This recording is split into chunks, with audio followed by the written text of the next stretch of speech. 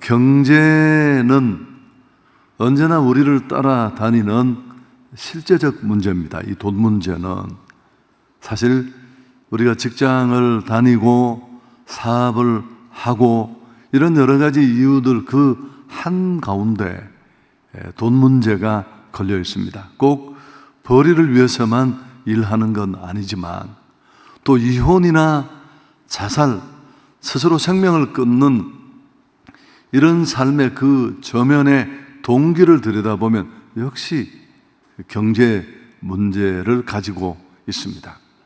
자, 이렇게 돈은 우리 삶의 여러 곳에 꽤 중요한 자리를 차지하고 있습니다만은 이런 돈을 바라보는 시각은 천차만별입니다. 기독인들 중에는 이 돈 문제를 입에 올리는 것 자체를 터부시하고 또 믿음과 별 관계가 없다 그렇게 생각하는 유교적 물질관을 가진 분들도 꽤 많습니다. 또 매번 축복, 또 그 축복은 돈이고 그러면서 돈 하고 연연하는 또 구태 이름을 붙인다면 기복주의적인 그런 물질관을 가진 분들도 많이 계십니다. 여러분, 경제적 복이나 번영을 예수 잘 믿은 증거라고 믿는 사람도 꽤 많이 있잖아요. 그렇지 않거든요. 또 한편으로는 저축이나 투자하는 건 그건 진짜 믿음 없는 행위다. 하나님을 신앙하지 않는 것이다.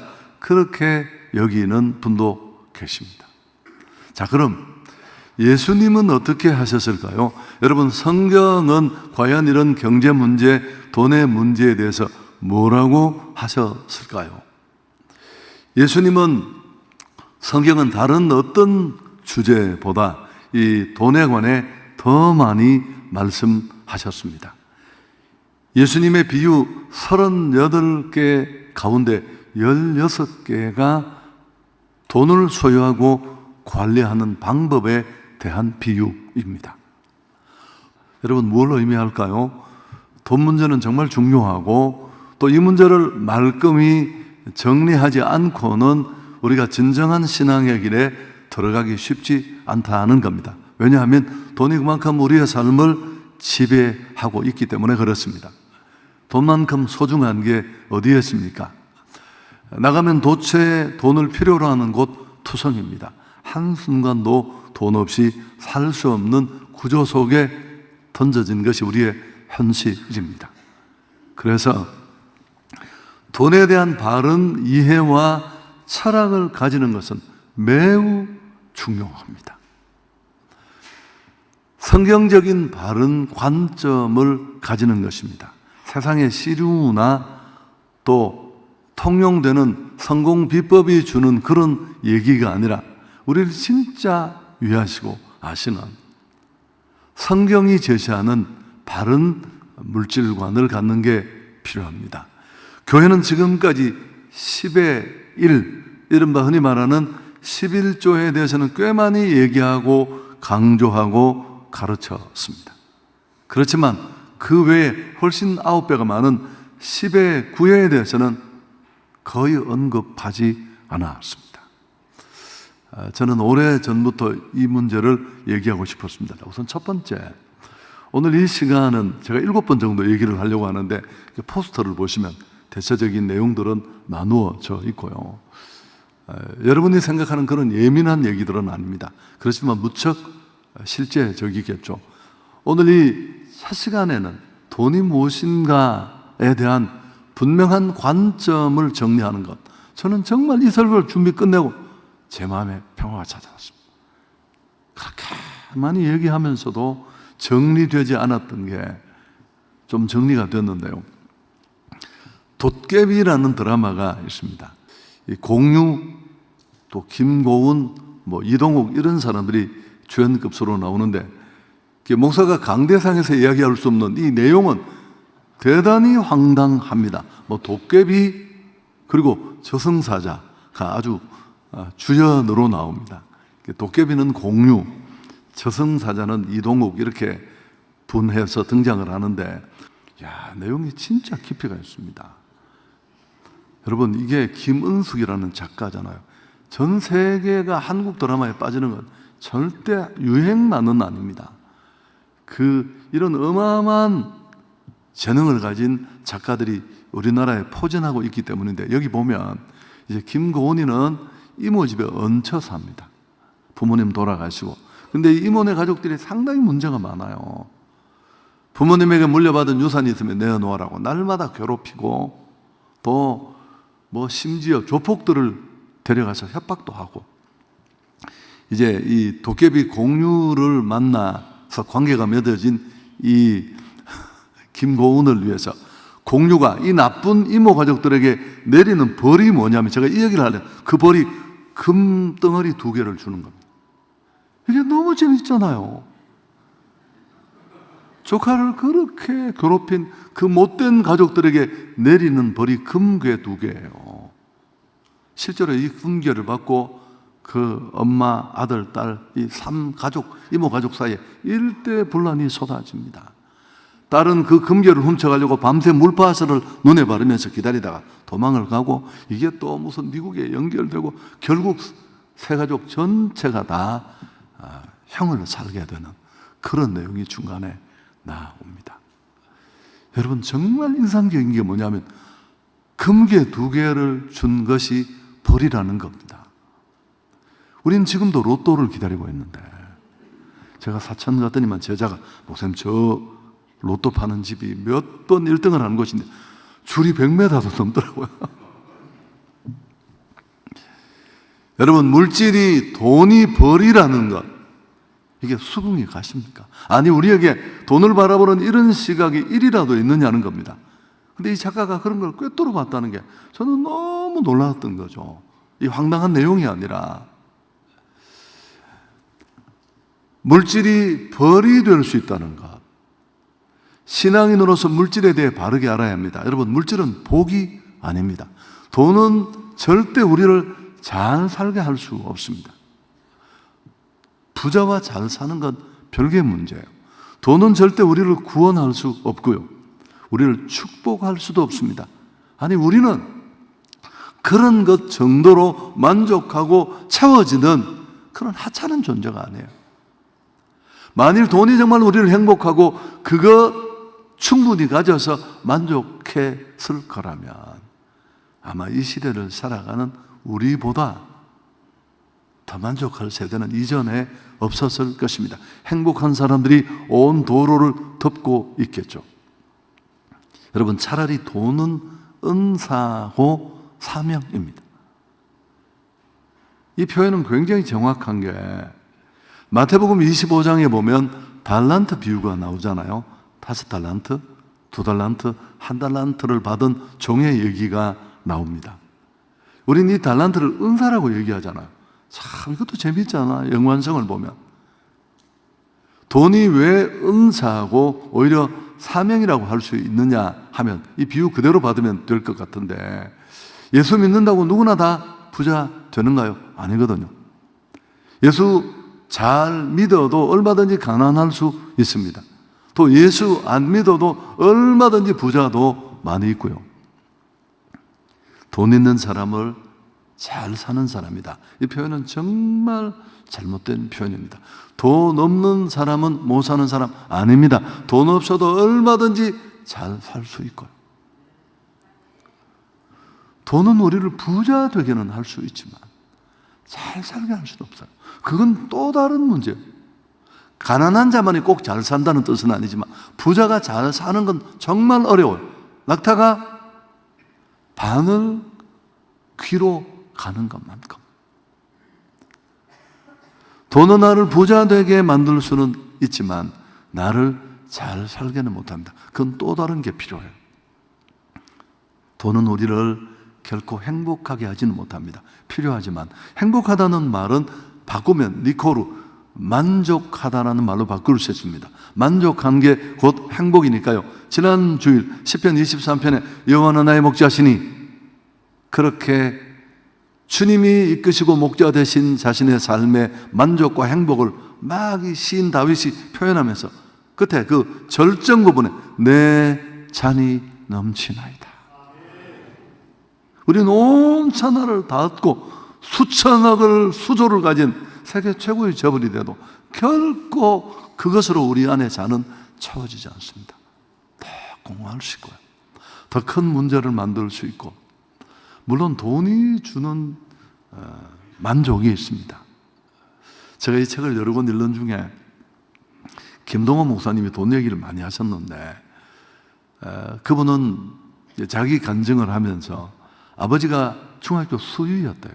여러분, 그 박봉에 어머니가 그 돈을 쪼개고 아껴서 어느 날 이제 그 긴 전세살이에 서러움을 끝내고 집을 샀는데, 김동원 목사님이 청년인데 그때 진짜 잠이 안 오더래요, 그 집에 자는데. 그렇지만 그건 딱 하루였대요, 하루. 며칠간 계속 잠을 자지 못했다면 주변 사람들이 지나치다 그랬을 것이고, 이분 표현이 참 묘하시잖아. 그리고 맨날 내가 그것 때문에 잠을 못 잤다면 아마 사람들은 나를 병원에 입원시켰을 것이다. 딱 하루에, 딱 하루. 다시 말하지만 돈이 우리를 잘 살게 행복하게 했다면 아마 지금 이 시대에 무엇 하나 부족함 없이 살아가는 우리보다 행복할 사람은 없을 것이고, 온 도로에는 행복을 온몸에 채바른 사람들로 넘쳐났을 겁니다. 사실은 정반대잖아요. 주 밖에는 복이 없습니다. 하나님이 우리 복이고, 여러분 거짓 복에 유혹되지 마십시오. 하나님 안에 있는 것이 진짜 복입니다. 여러분, 그렇다고 해서 돈이 악하다는 뜻은 아닙니다. 물질은 선한 것도 아니고 악한 것도 아닙니다. 복도 아니고 사실 화도 아닙니다. 문제가 어디에 있습니까? 그 물질, 중성적인 물질을 손에 쥔 물질을 사용하는 순전히 사용자의 몫입니다. 돈은 그냥 돈일 뿐이에요.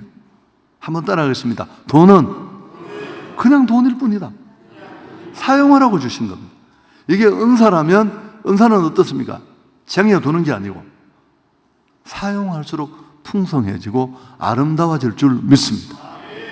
근데 얼마나 많은 사람들이 돈을 지나치게 크게 보고 돈을 묶어둡니다. 여기서 다 부작용이 생기는 거예요. 정직하게 벌어 하나님의 뜻대로 사용하면 그건 선이 됩니다. 정직하게 벌지 않고 하나님의 뜻대로 사용하지 않으면 악이 되고 화가 됩니다. 이건 사용자의 몫이고 사용하는 사람에게 달린 것이지 돈 자체의 문제가 아닙니다. 자, 오늘 말씀 디모데전서 6장 10절 함께 읽습니다. 돈을 사랑함이 일만하게 뿌리가 되나니 이것을 탐내는 자들은 미혹을 받아 믿음에서 떠나 많은 근심으로 자기를 찔렀다. 돈이 일만하게 뿌리가 되는 게 아니잖아요. 돈을 사랑하는 마음이, 돈은 사랑의 대상이 아니라 사용할 거리로 주시는 겁니다. 화폐는 도구일 뿐이에요. 가치를 표현하는. 그래서 돈을 잘못 이해하고 집착하고 다루면 타격이 엄청 큽니다. 미혹을 받는다. 인생 전체가 무너집니다. 욕망과 욕심에 딱 휘둘리기 시작을 하면 마침내 관계도 소중한 것도 다 날아가 버리고 무엇보다도 믿음의 배가 좌초하고 침몰합니다. 돈이 왕노릇하는 곳이 하나님은 계시지 않습니다. 돈을 사랑하면 전국적으로 돈의 노예가 됩니다. 돈을 부리는 돈의 주인이 아니라 야고보서 1장 14절 15절 오직 각 사람이 시험을 받는 것은 자기 욕심에 끌려 미혹됨이니 욕심이 잉태한 즉 죄를 낳고 죄가 장성한 즉 사망을 낳느니라. 여러분, 돈을 사랑하면 하나님을 사랑할 수가 없습니다. 돈을 사랑하면 돈은 돈의 자리가 아니라 이미 신의 자리에 오는 겁니다. 그래서 그걸 물신주의, 만몬신을 믿는 사람이 되는 겁니다. 교회는 가라로, 폼으로 다니고. 그래서 예수님은 이런 사실을 전국으로 꿰뚫어 보시면서 하나님과 재물을 겸하여 섬길 수 없다. 부자 청년이 예수님 고자 요청할 때 뭐라고 했습니까? 네 소유를 팔아 가난한 자들에게 나눠주고 나를 따르라. 이 말은 우리 모두에게 적용될 수 있는 말은 아닙니다. 교훈은 줄 수 있지만 적어도 그 부자에게 돈은 하나님이었습니다. 네가 그 우상을 끊어내야 비로소 진짜 나를 소유할 수 있을 것이다. 다시 말하자면 돈은 중성적인 것입니다. 돈을 손에 쥐고 사용하는 인간의 문제일 뿐입니다. 그렇지만 물질은 만만하지 않습니다. 상당한 힘과 마력을 가지고 있습니다. 만문의 그 M자는 원래는 소문자였는데 언제부턴가 사람들에게 지나치게 의미를 부여하고 인생을 던지면서 그게 대문자가 됐어요. 여러분, 주의가 필요한데 지혜자 아굴의 기도가 생각나십니까? 가난하게도 마옵시고 부하게도 마옵시고 자막을 한번 보여주시죠. 오직 필요한 양식으로 나를 먹이시옵소서. 여러분, 이런 기도를 드린 이 지혜자의 마음을 이해하는 게 중요해요. 도깨비의 금괴 2개가 그 나쁜 이모 가족에게 내리는 징계요 벌이었다는 이 얘기를 이해하는 것과 꼭 같습니다.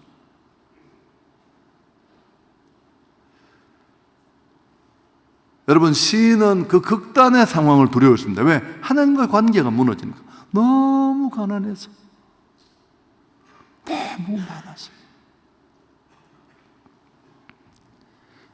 물질은 사람의 마음을 빼앗아갑니다. 슬그머니 찾아와 탐욕의 노예로 만들고 돈의 유혹에 속임수에 넘어가면 마침내 미혹을 받고 믿음을 상실하고 파멸에 이릅니다. 소중한 관계를 다 박살내버리고 그래서 작정하고 돈 공부를 시작하고 배워야 하는 이유입니다. 돈을 사랑하지 말고 돈을 사용할 수 있기를 축복합니다. 잘 준비되어 바르게 바라보고 아름답게 사용합시다. 돈이 피우는 꽃을 활짝 피웁시다. 제가 정말 이 돈과 관계돼서 제일 멋있게 생각하는 말이 돈은 아름다운 꽃이다. 돈을 바르게 쓸 줄 아는 사람이 정직하게 번 돈을 원래 그 목적대로 잘 사용할 때 그때 돈의 꽃은 활짝 피게 되고, 돈을 많이 벌었다는 사람은 꽤 여러 곳에서 만납니다. 간증자들을. 그러나 정말 부자로 사는, 가진 것을 초월해 돈의 목적대로 바르게 서는 진정한 돈의 꽃을 피우는 사람을 찾는 일은 힘든 이유입니다. 우리가 꿈꾸는 건 이 2번째 부자여야 할 줄 믿습니다. 정말 잘 사는 사람, 가난해도 얼마든지 잘 살 수 있습니다. 제가 지난주 모임이 있었는데 친구, 시골에서 올라온 이렇게 4명이 가족, 그 부부끼리 모이면 딱 8명이에요. 근데 언제나 거기서 싸우는 부부가 있어요. 티격태격. 그럼 우리가 맨날 말리고. 근데 사실은 그 2 부부는 심각한 사람들이 아니에요. 여러분, 정말 심각한 부부가 친구 모임에 와서 싸울까요, 안 싸울까요? 절대 안 싸웁니다. 싸운다는 건 애정이 있다는 뜻이에요. 그 약간 사람들이 단순 까고 와요. 그럼 저는 언제나 웃으면서 맨날 이렇게 사랑 싸움이라고. 저희 4명 중에 가장 가난해요. 근데 그 사람들은 전혀 가난하지 않습니다. 행복하고 밥도 잘 사고요, 선물도 잘 주고.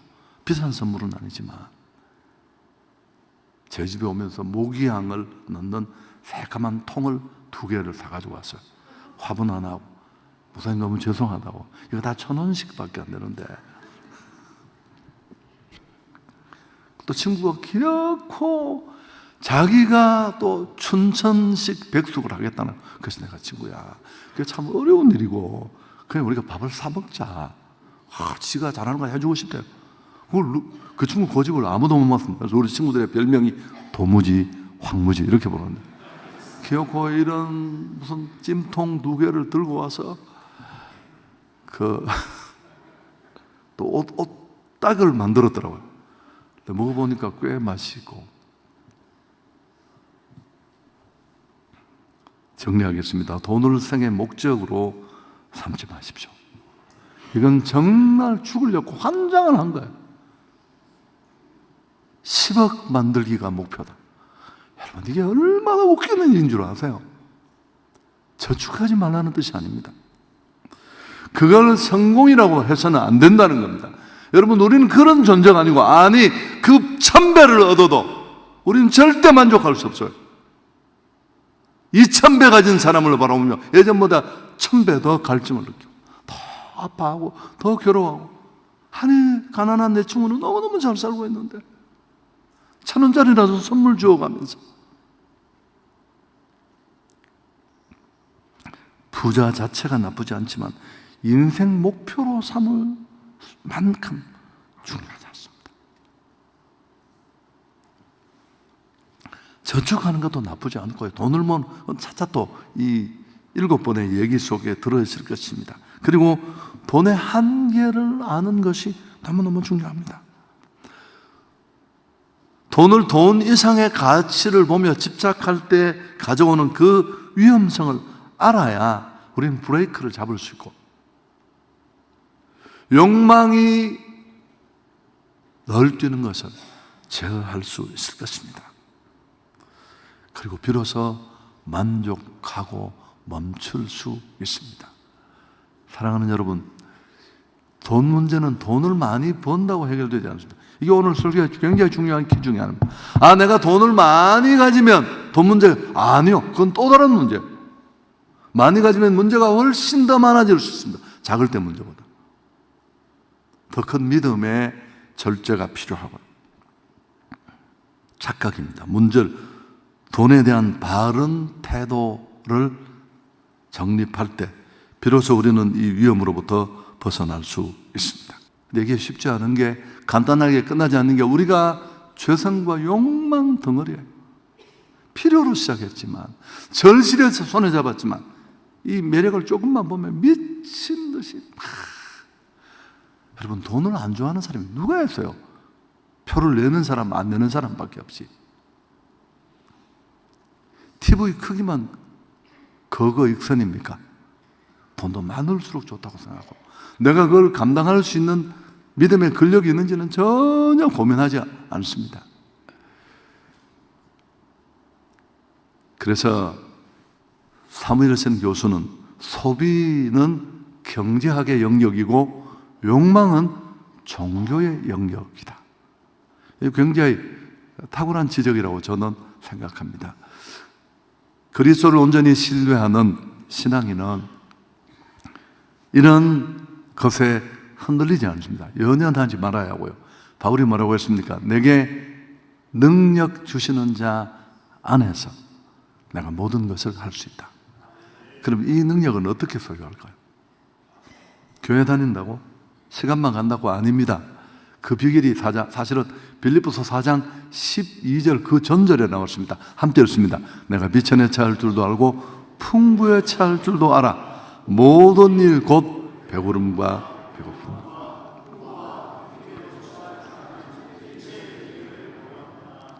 어떤 상황에도 하나님께 초점을 맞추는 기쁨의 삶, 감사의 삶을 지금 오늘 터득할 수 있기를 바랍니다. 지금 이 상황에서 제 친구처럼 통닭해서 대접하고 둘이 티격태격해도 작은 선물이라도 친구 앞에 줄 줄 알고, 여러분 꼭 하나님 안에서 멈출 수 있는 이 만족의 삶, 이 만족의 삶을 오늘 첫 시간부터 누리고 우리의 욕망을 쫓아가는 헛된 다름질을 멈추는 그런 삶이 있기를 바랍니다. 돈을 바르게 직시할 때 우리는 건강한 신앙과 삶을 살아갈 수 있습니다. 좋으신 하나님께 영광을